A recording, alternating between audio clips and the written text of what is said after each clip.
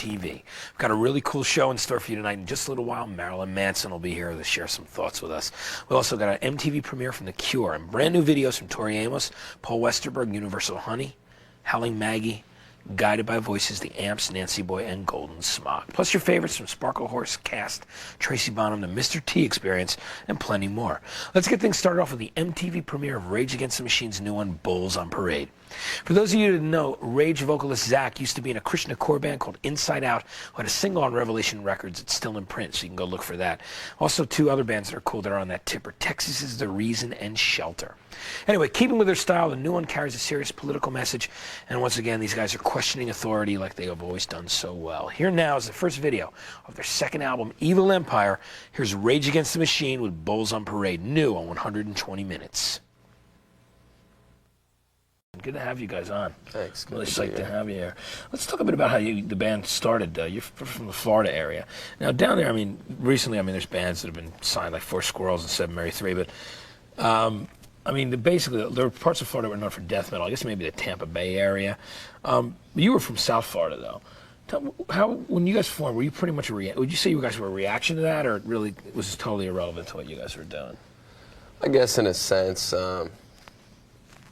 we formed right around the time Two Live Crew was getting arrested. So I think in the beginning we were kind of testing the boundaries to see what we could get away with. So our shows were just more over the top than they were even musical. And I think first couple of times, it was, we had a lot of illegal things going on, drug use and oral sex and children in cages and things like that. On stage. Cool. But then we wrote a couple songs and we put out a record, and here we are. I actually was in a death metal band at one time. You were in a death metal band at one time, right? What was the name? Do you want to mention the name, or you want to leave it to Dr. Hook and the Medicine Show. Dr. Hook and the Medicine Show. You had a couple big hits out, actually, at that time. It was a really little death metal intro. We'll be talking more with the guys from Marilyn Manson in just a minute. Right now, we've got the first video from former Replacement singer Paul Westerberg. His second solo album is called Eventually. Of course, the Replacements are a major influential band. There's bands out now today that are very successful, have a sound like theirs. Here's Love Untold, new from Paul Westerberg, on 120 Minutes. He used to work with Iron Maiden, right? He was on a couple of their singles. From their debut album, Magic Basement, that is the Canadian band Universal Honey with Up Front With You. I'm Matt Pinfield, hanging out with Twiggy and Marilyn from Marilyn Manson. And tell me, it's a great name, obviously, Marilyn Manson. I really like that. It's kind of putting together the pop culture of, Marilyn Monroe, could be anything, and of course the Manson family from the legendary 1969, West Coast Tate LaBianca slangs. How did you come up with the name, and what made you decide to use that name? Both those people stood out to me as a kid growing up as, icons. And 6 years ago, the name just came to me because it represented what I was writing at the time and how I felt my personality, what it stood for. Just the dichotomy of good and evil, and male and female, and just the gray lines, Beauty and violence, and and so.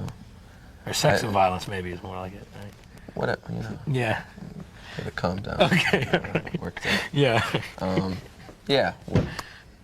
Yeah. So we just went with that. Cool. So you were playing around the Florida area for a while before you actually put out the first record, Portrait of an American Family, and got together. How did you guys end up hooking up with Nothing and Trent?